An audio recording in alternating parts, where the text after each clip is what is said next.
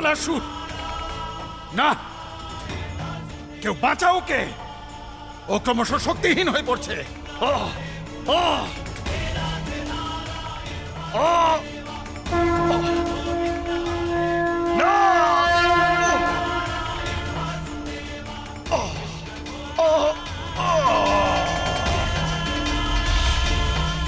না না না,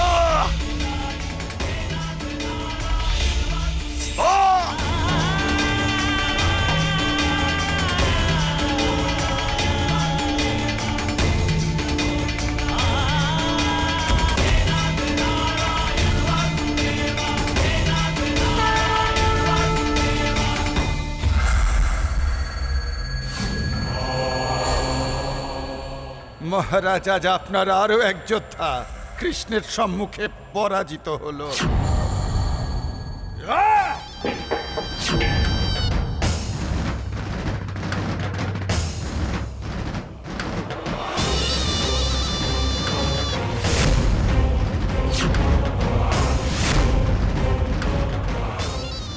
কৃষ্ণ!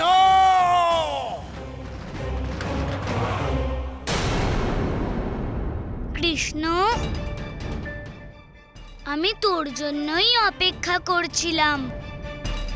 কানু পাতালাসুর তো মুক্তি পেল, কিন্তু এখনো গোকুলবাসী জল আর গাভীর জন্যে দুঃখী রে। কিছু কর কানু, আমি আর সহ্য করতে পারছি না।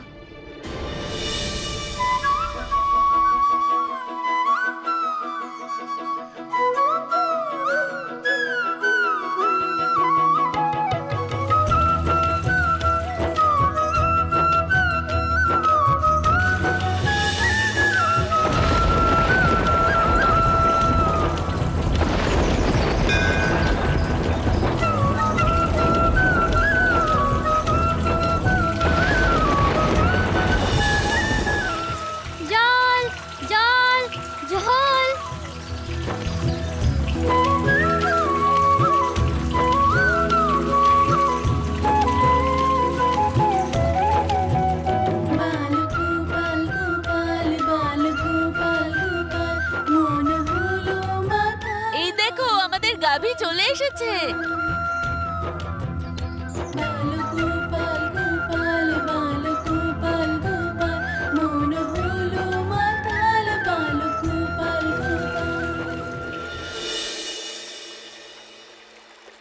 আরে কানু, তুই আমার হাত ছেড়ে দিয়ে কোথায় চলে যাস বলতো? কোথায় গিয়েছিলি তুই? কানু দেখো, হরি আমাদের কথা শুনেছে, গ্রামে জলও এসেছে আর গাভীও। এইসব আমার গোকুলবাসীদের একতা আর আস্থার জোরে হয়েছে। খারাপ সময়ে সবাই একসাথে হয়ে ঈশ্বরের কাছে প্রার্থনা করেছে, তাই সব বিপত্তি মিটে গেছে। কানাই, তুমি আমাদের সবাইকে জীবনের যে পথ দেখিয়েছো, আমরা বড়রা বিপদের সময় তো সেটা ভুলে যাই। সত্যি যশোদা, তোমার কানাই এখন থেকে খুব বুঝদার হয়ে গেছে।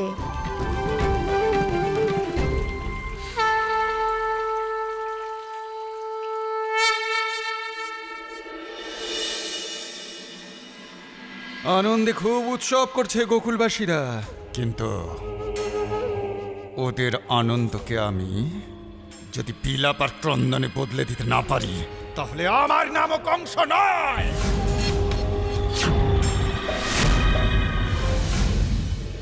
খুব মজা হলো দাদা, মাখনটা দারুণ খেতে ছিল। মায়ের মারও কম সুস্বাদু হবে না রে। মুখে লেগে থাকা মাখন মুছে ফেল, না হলে মা খুব বকবে। আমাদের সব কাজকর্ম মা জানতে পেরে যাবে যে।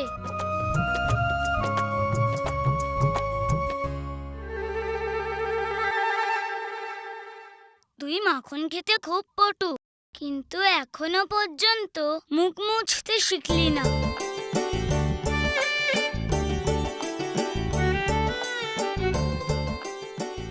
দাদা, যদি তুমি না থাকতে তাহলে আমার কি হতো? আমি না থাকলেও সবকিছুই হতো রে কানু, কারণ পুরো পৃথিবীটা তুই নিয়ন্ত্রণ করিস, আমি নয়।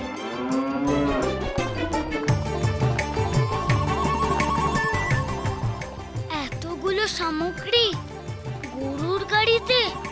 কার বাড়িতে এসেছে? সামগ্রী দেখে মনে হচ্ছে কেউ এখানে থাকতে এসেছে, আর তাও কি না আমাদেরই পাশে।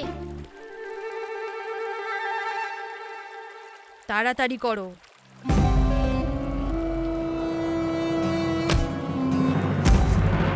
এটা কি করলে মূর্খ? জানো এই পাত্রটা কত মূল্যবান? ভেঙে যেত তো। কাজের আগেই কাজের মজুরি নাও, কিন্তু একটা কাজ ঠিক করে করতে পারো না। চোখ আছে না নেই? ক্ষমা করে দাও, আসলে আমি সামলাতে পারিনি। বৃদ্ধ হয়েছো তো গৃহে গিয়ে থাকো, কাজ কেন করতে এসেছো মূর্খ কোথাকার? এটা কি করছো বন্ধু? বৃদ্ধ কাকার সাথে এভাবে কেউ কথা বলে নাকি? ভগবানের দোহাই, একে কিছু বলো না। এদের এখানে কাজ করেই আমার দুবেলা দুমুঠো খাবার জোটে। খাবারের পরিবর্তে তুমি তো কাজও করো কাকা। এইভাবে ও তোমাকে অপমান করার কোনো অধিকার নেই। যাও যাও ময়ূরপুচ্ছধারী কাক, যাও যাও নিজের গৃহে যাও। তোমার কথা শোনার মতো এখানে কেউ নেই। খুব অহংকারী তো তুমি। কানুকে তুমি এরকম বললে? এক মুহূর্তে তোমার অহংকার ভেঙে দেব আমি, বুঝলে? দাদা ছেড়ে দাও। যে বালক কিনা পিতার সমবয়সী কাউকে অপমান করে, তার সাথে কথা বললে কোনো লাভ নেই। মনে হয় ওর পিতামাতা ওকে ভদ্রতা শেখায়নি। আচ্ছা, এবার তুমি আমাকে শিক্ষা দেবে? সূর্যকে আমি আমার সেবককে দিয়ে যা ইচ্ছে করাতে পারি। খুব দয়া হচ্ছে না ওর উপরে? দেখো আমি কি করাই ওকে দিয়ে। আরে ও বুড়ো, এই সিন্দুকটা তুলে ভেতরে নিয়ে যাও। ঠিক করে নিয়ে যাবে, নয়তো আমি পিতাকে বলে তোমার চরম শাস্তি দেওয়াবো।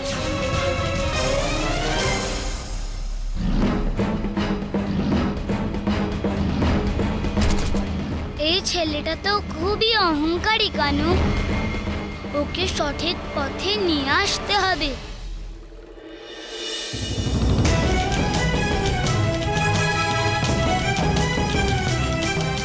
আরে এই সিন্দুক তো খুবই ভারী, আমি কি করে এটা একা নিয়ে যাব?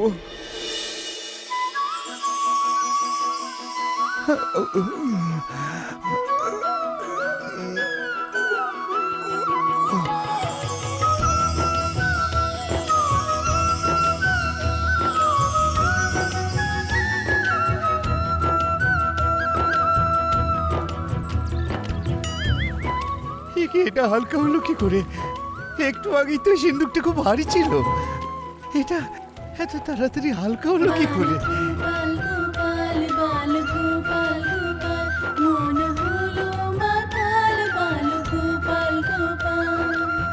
আরে এই বুড়ো এত সহজে সিন্দুকটা তুলে নিল, কিন্তু কি করে? বাহ কাকা, তুমি তো ওর অহংকার ভেঙে দিলে।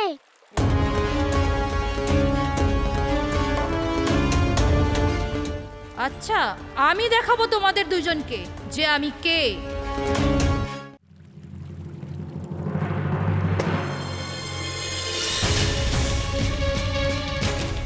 মা, বাইরে এসো। এই দুজন দুরন্ত বালক আমাদের কলসি ভেঙে দিল। কি হচ্ছে বাবা? কি ভাঙলো? এই দুজন দুরন্ত বালক আমাদের কলসি ভেঙে দিয়েছে। মিথ্যে, আমরা কোনো পাত্র ভাঙিনি। তার মানে তুমি বলতে চাইছো আমার পুত্র মিথ্যে বলছে? হ্যাঁ, আপনার ছেলে মিথ্যে বলছে। এই ছেলে, আগে তো তুমি আমার কলসি ভেঙেছো, আর তার উপর আমার ছেলেকেই মিথ্যেবাদী বলছো তুমি? হ্যাঁ? না না কাকি, কানে সত্যি বলছে। হাঁড়িটা তো তোমারই পুত্র ভেঙেছে, বুঝলে কাকি? আমি মিথ্যে কথা বলছি না মা, এই কলসি এরা দুজনেই ভেঙেছে। হ্যাঁ হ্যাঁ, আমি জানি বাবা। এই দুষ্টুগুলোর কথা শুনে আমি তোমাকে মিথ্যেবাদী ভাববো? হ্যাঁ, তোমরা দাঁড়াও, এক্ষুনি তোমাদের দুষ্টুমির ব্যাপারে তোমাদের মাদের বলবো। চল বাবা।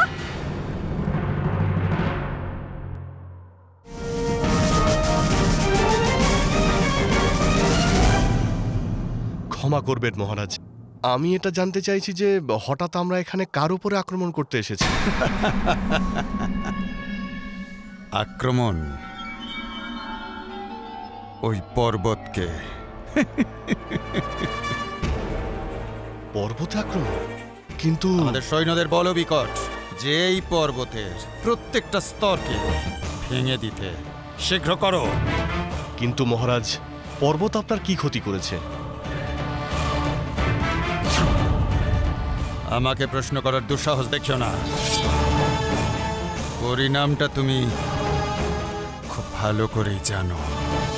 এমনটা মোটেও নয় মহারাজ, কিন্তু যদি আমি আপনাকে কোনো অনুচিত প্রশ্ন করে থাকি তাহলে আমায় ক্ষমা করবেন মহারাজ। আমার সময় নষ্ট করো না। সৈনিকদের বলো যে ওই পর্বতকে খণ্ড বিখণ্ড করতে। যাও সবাই।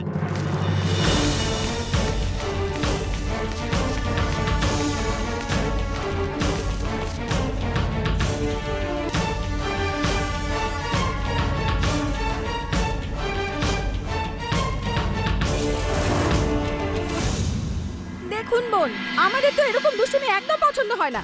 আপনারা কি পুত্রকে এই সমস্ত শিখিয়েছেন? আপনাদের তো লজ্জা হওয়া উচিত। কি গো, ঠিক বলছি তো আমি? হ্যাঁ হ্যাঁ খোকার মা, ঠিকই বলেছো তুমি। কাকি, তুমি আমার মায়ের সাথে এভাবে কথা বলবে না। কানু, বড়দের সাথে এভাবে কথা বলে? এই শিক্ষা দিয়েছি তোকে? দেখলেন আপনি আপনার পুত্র কত দুষ্টু। আমি বললাম না কাকি, আমি কিছু করিনি। কানু, বড়দের সাথে তর্ক করতে নেই বাবা। উনি তো আমার সাথে কথা বলছেন, মাঝখানে তুই কথা বলছিস কেন? তুই ওনাদের পাত্র কেন ভেঙেছিস বল? ক্ষমা করবেন বোন, আমি জানি যে আমার ছেলেটা খুবই চঞ্চল। আপনি তো আমাদের নতুন প্রতিবেশী, আমাদের সুখে দুঃখে একই সাথে থাকতে হবে। আপনি ওই পাত্রের পরিবর্তে আমার থেকে কিছু পাত্র নিয়ে যান, কিন্তু আপনি কিছু মনে করবেন না। দেখতে থাকো এবারে একটা ভাঙা কলসির মূল্য কিভাবে আমি আদায় করি যশোদা। না না বোন, ওটা কোনো সাধারণ কলসি ছিল না। যার ক্ষতিপূরণ সাধারণ কলসি দিয়ে দেবে। কিছু মনে করবেন না বোন, আমি হয়তো ওই পাত্রটা ফিরিয়ে দিতে পারবো না, কিন্তু আপনার ওই অসাধারণ পাত্রের পরিবর্তে আমি 100টা মাখনপূর্ণ পাত্র আপনাকে দিতে পারি। কি কি কি কি বলছো তুমি? মাত্র 100 কলসি মাখন? আরে আমার কথাটা শোনো। না না, এত সস্তা কলসি নয় আমার। দেখো, তোমরা যদি ওই কলসির বদলে অন্য কোনো জিনিস দাও তবে আমি তোমাদের ছেলেকে ক্ষমা করতে পারি।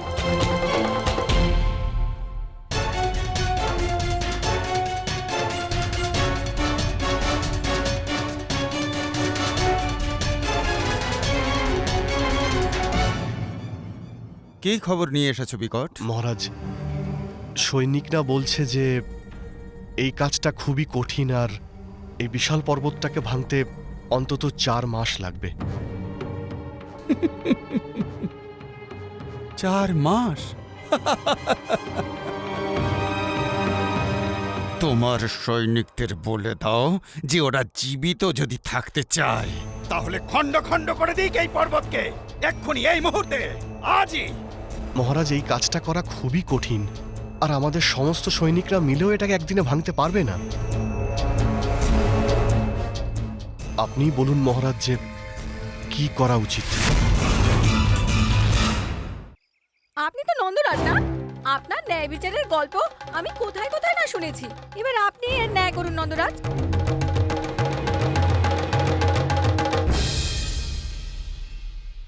আরে খোকার মা, 100 হাঁড়ি মাখন দেবে বলছে একটা সাধারণ কলসির জন্য। এটা কম নাকি? এর মধ্যে নন্দকে কেন জড়াচ্ছ?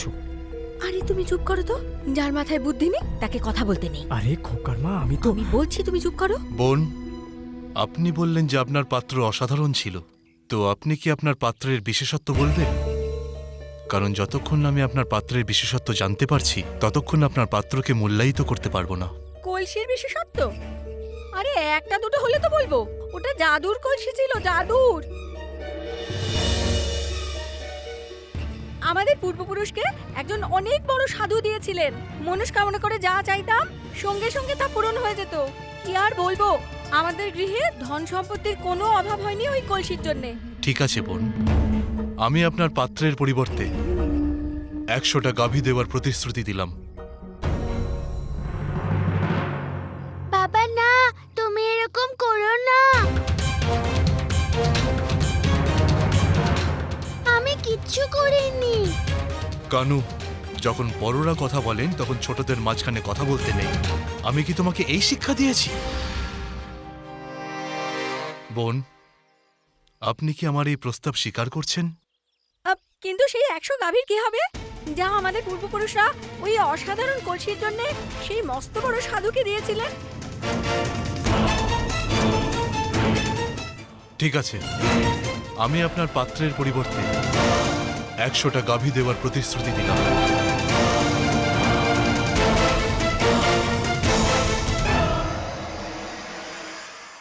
তাহলে ঠিক আছে, ওই কলসির মূল্য তো আর দিতে পারবেন না, তাহলে আপনি এগুলোই দিয়ে দিন। কি গো, ঠিক বলছি তো আমি? হ্যাঁ, ঠিকই বলেছো খোকার মা, ঠিকই বলেছো। যশোদা, নন্দরাজি কি কথা দিয়ে দিলেন? আপনাদের দুজনের এই মহিলাকে বিশ্বাস করা উচিত নয়। সুবলের মা, তুমি তো জানো যখন স্বামী কিছু নির্ণয় নেন তখন কারোর কথা শোনেন না। কানু আর বলরাম, আমাদের গোয়াল ঘরে যাও আর 100টা গাভী নিয়ে এসে এনাদের গোয়াল ঘরে বেঁধে দাও। বাবা, যদি তুমি অনুমতি দাও, তোমাকে একটা প্রশ্ন করতে পারি? হ্যাঁ, বলো কানু। বাবা, আমরা ওদের যে পাত্রের পরিবর্তে এত কিছু দিচ্ছি, আমি ওই অসাধারণ পাত্রটার টুকরোগুলো নিতে চাই। কেন? তুই ওই টুকরোগুলো দিয়ে কি করবি কানু? ওই টুকরোগুলো আমি আমার কাছে রাখবো। ওই টুকরোগুলো আমাকে সবসময় মনে করিয়ে দেবে যে আমার দুষ্টুমির জন্য তোমাদের কত অপমান সইতে হয়েছে। হ্যাঁ, ঠিক আছে, নিয়ে না ওই টুকরো। যদি ওই টুকরো রাখলে তোমার মাথার বুদ্ধি খুলে যায়, তাহলে রাখো নিজের কাছে।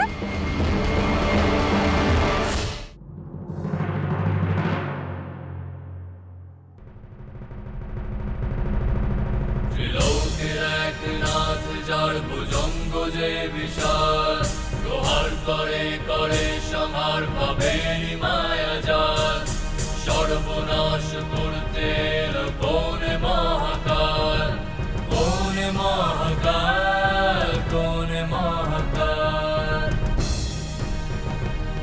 দুঃসাহসী এক মানব, বিধ্বংসী যার তাণ্ডব, বিশ্ব কেঁপে উঠেছে এই অশ্ব যার ছোটে, দেবতার না অংশ সে, দানবেরই বংশ সে, মথুরাপতি সে, বংশতার নাম যে, বংশতার নাম যে, বংশতার নাম যে।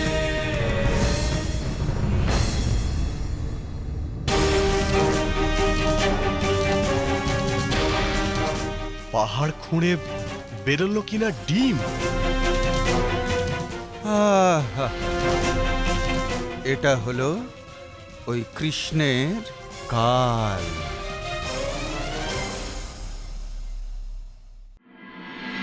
হ্যাঁ হ্যাঁ, চলুন, কলসি গৃহের বাইরেই ভেঙে পড়ে রয়েছে।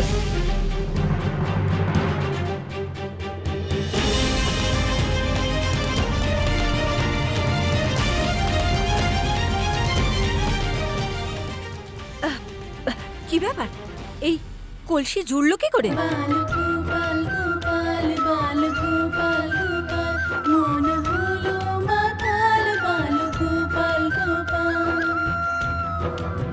ওই ওই পাত্রের টুকরোগুলো কোথায় বলতে পারবেন? আরে কাকি, তোমার পাত্র তো জাদুর ছিল তাই না? সেই জন্য মনে হয় স্বয়ং জুড়ে গেছে। কি গো? এ তো দেখছি জাদুর পাত্র, স্বয়ং জুড়ে গেল।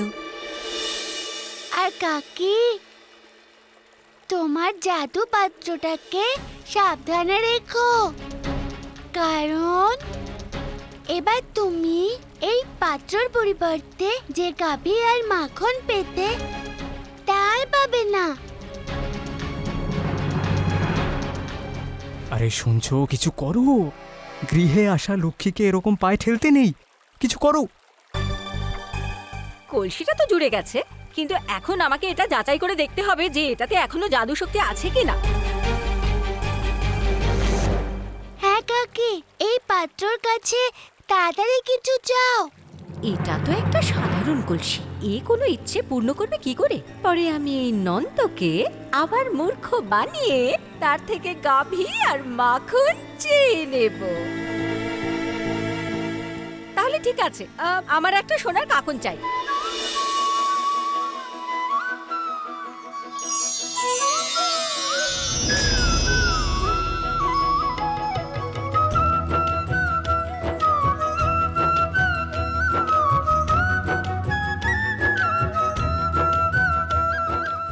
মা, দেখো কাকন।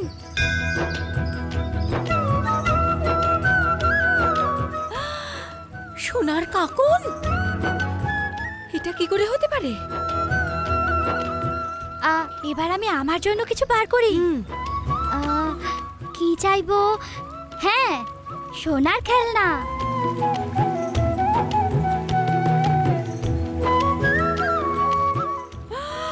সোনার খেলনা?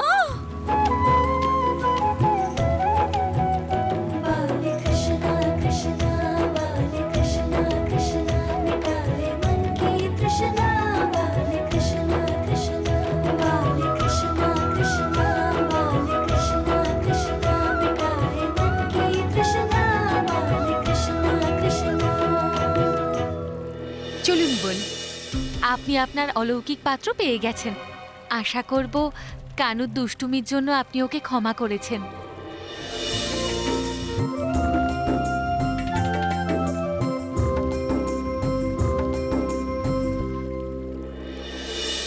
হ্যাঁ হ্যাঁ, এবার তুমি বেরো। এবার এই জাদুর কলসি থেকে অনেক কিছু চাইতে হবে। চলো আমরা যাই।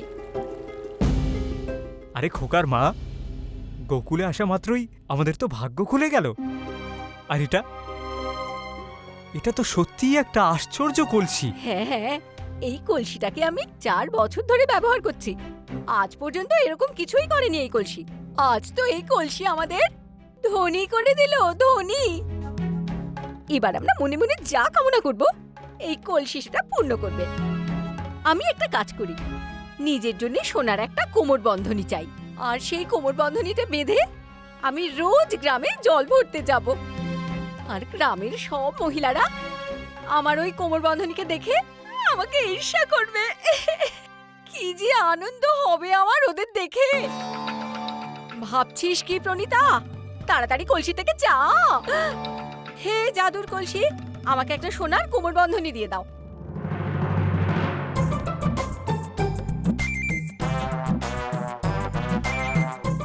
এ কি কাদা? কিন্তু আমি তো কাদা চাইনি। এতক্ষণ পর্যন্ত এই কলসি আমাদের সমস্ত মনের বাসনা পূর্ণ করছিল। এটা কি হলো?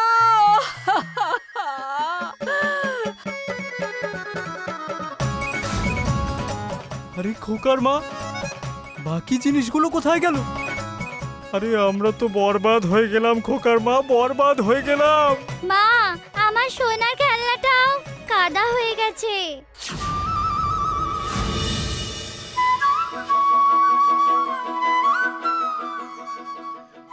কি হলো? আমরা তো শেষ হয়ে গেলাম। কি জানি ওরা এখনো বুঝতে পেরেছে কিনা যে এটা ওদের লোভেরই শাস্তি ছিল। একটা সাধারণ পাত্রের পরিবর্তে ওরা 100 কলসি মাখন নিতে অস্বীকার করলো। এদের লোভ আরো বেড়ে গেছে, তাই কানাকড়িও জুটলো না। লোভীদের এরকমই হওয়া উচিত।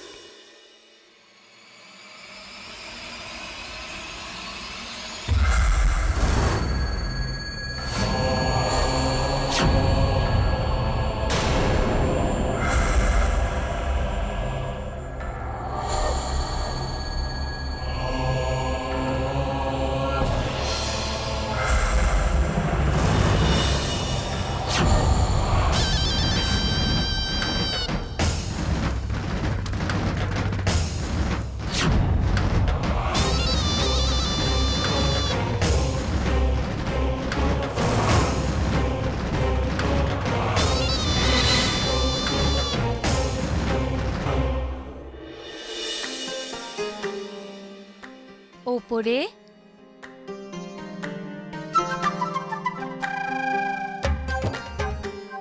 আরে যশোদা, এটা কি করছো? একটা মাখন চোর আছে না, ওর হাত থেকে মাখনকে বাঁচানোর পথ খুঁজছি। দেখো সুনন্দা, দড়িটা শক্ত করে বাঁধবে যেন ঢিলে না হয়ে যায়।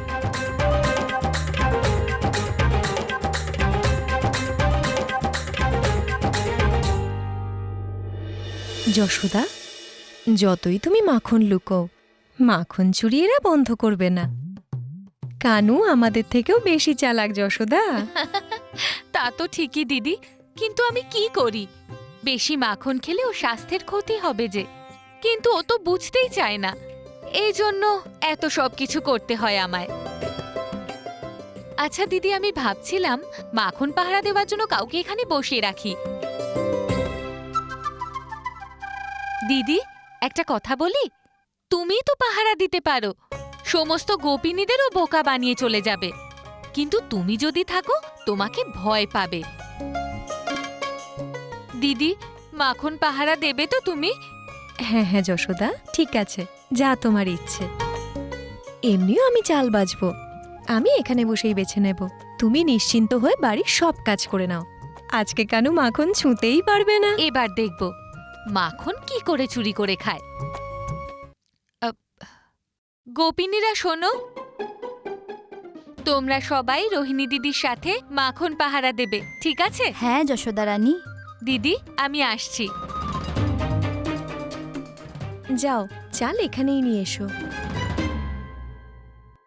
এইবার তো মা খুব কঠিন পাহারা বসিয়েছে। হ্যাঁ কানু, আজ কিন্তু মাখন চুরি করতেই হবে। আমার খুব খিদে পেয়েছে। হ্যাঁ হ্যাঁ, উপায় তো বের করতে হবে দাদা।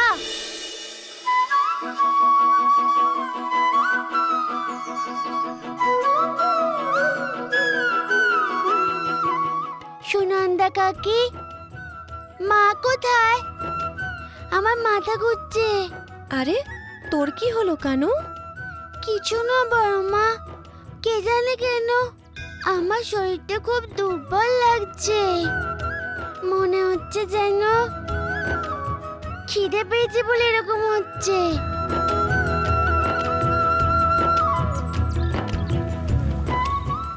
আচ্ছা, খিদে পেয়েছে তোর? মাথা ঘুরছে? যা, গিয়ে খাবার খেয়ে নে। দেখো সুনন্দা কাকি, বড় মা আমাকে দেখে কেমন হাসছে। আমার উপরে একটুও দয়া হয় না বড় মার, আমাকে একটুও ভালোবাসে না। আরে না না কানু, এমনটা নয়, তোকে তো আমি খুব ভালোবাসি রে। তুই আমায় এরকম বলিস না, আমার ভালো লাগে না। কেন বলবো না? আমি তো বলবোই।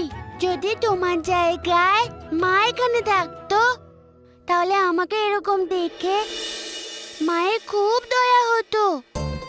মা আমাকে মাখন ঠিক দিত। কিন্তু তুমি তো হাসছো, মাখন দিচ্ছ না আমাকে। সুনন্দা কাকি দেখো, বড় মার মন কতটা কঠোর দেখো। আমাকে একটুখানি মাখন দিলে কি এমন অসুবিধা হবে? আরে না না কানু, আমি যদি পারতাম সব মাখন তোকে দিয়ে দিতাম।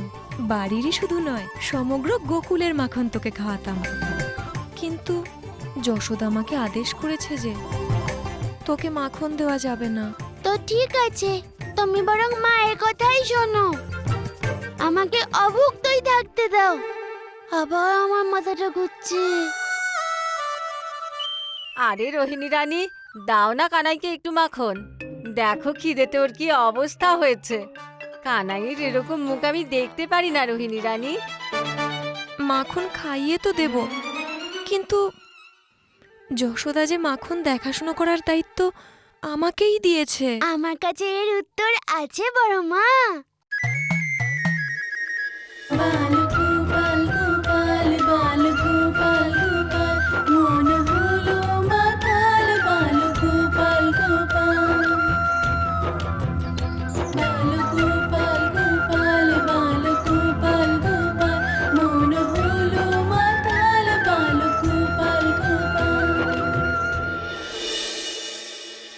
এই নে কানু, এই মাখন নিয়ে গিয়ে খেয়ে নে। হ্যাঁ, এখন একটু ঠিক লাগছে। ক্ষমা করে দিও বড় মা, আমি বুঝতে পারিনি তুমি আমাকে সব থেকে বেশি ভালোবাসো।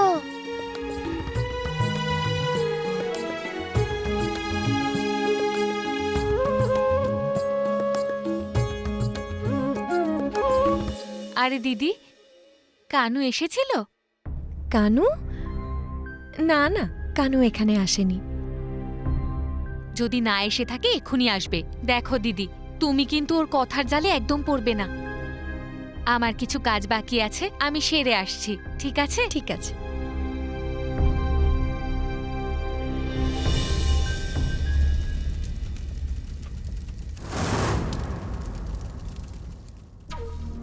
মহারাজ, এটা আপনি কি করছেন? এই ডিমে আপনি তাপ দিচ্ছেন কেন? এইসব দেখে তো আমার ভয় করছে। এতে না অশুভ কিছু হয়। না না না, কোনো অনর্থ হবে না তোমার সাথে বা আমার সাথে বা অন্য কারোর সাথে। অনর্থ হবে তো শুধুমাত্র ওই কৃষ্ণের সাথে। জানো তো, ওই ডিম থেকে যে দৈত্য বেরোতে চলেছে সে খুব ভয়ঙ্কর। জল, স্থল, অন্তরিক্ষে সব চাইতে শক্তিশালী হলো ও। এর মুখোমুখি তো ওই ছলনাময় বিষ্ণু দাঁড়াতে পারবে না। আমার তুনিরের মধ্যে এ হলো সেই অমোঘ বাণ যে আমার কালকে বিনাশ করে দেবে।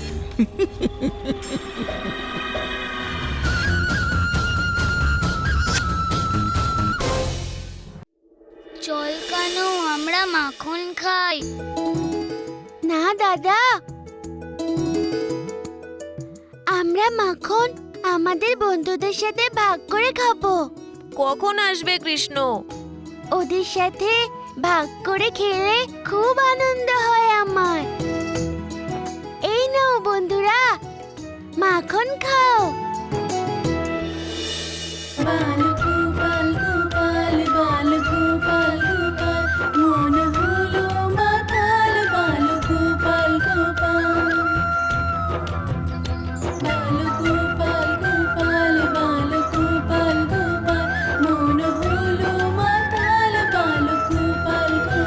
খুব খিদে পেয়েছিল কৃষ্ণ।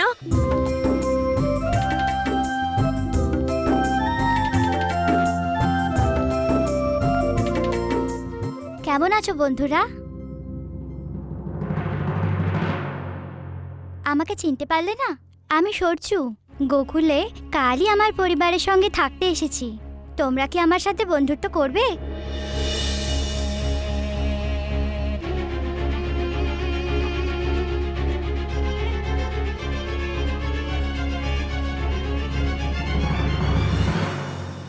দেখো, আমি তোমাদের জন্য কত মাখন এনেছি। বলো বলো, তোমরা কি আমার সাথে বন্ধুত্ব করবে? হ্যাঁ হ্যাঁ, কেন নয়। এসো বন্ধু, আমাদের এই বন্ধুদের দলে তোমাকে স্বাগত জানাই।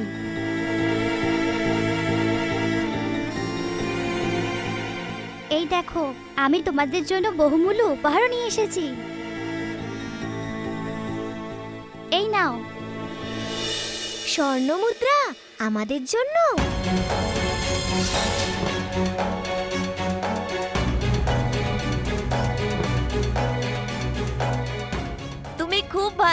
সরায়ু, এই নাও বলরাম। না, আমার চাই না তোমার উপহার।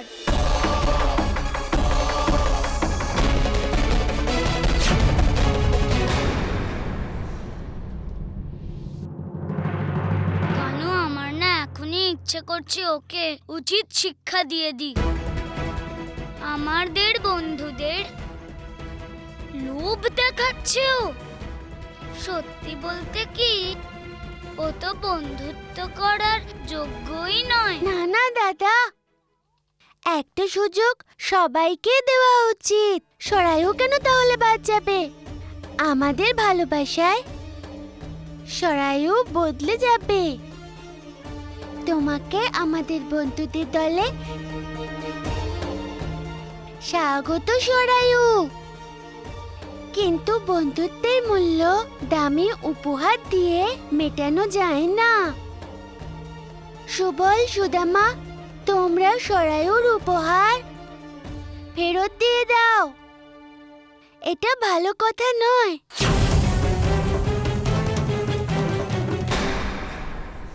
এই নাও তোমার উপহার। আমরা চাই না তোমার উপহার। আমরা এত মূল্যবান উপহার তোমার থেকে নিতে পারবো না। এই কৃষ্ণ তো যা খুশি তাই বলে, তোমরা ওর কোনো কথা শুনো না।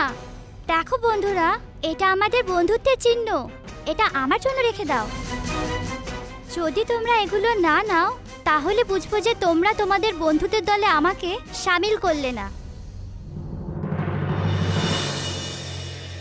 কৃষ্ণ, সব রাখালি তোর বড় কথা শোনে না।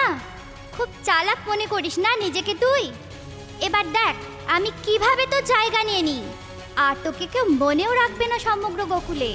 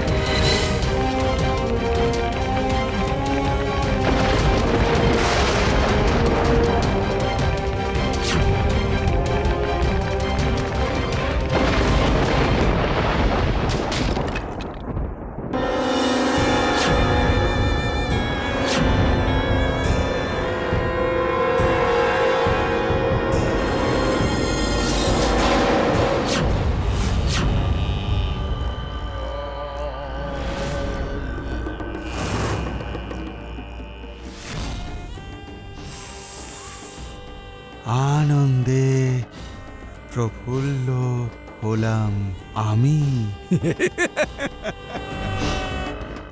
সুস্বাগত মথুরা নরেশ কংসের দরবারে। তোমাকে স্বাগত জানাই বকাসুর।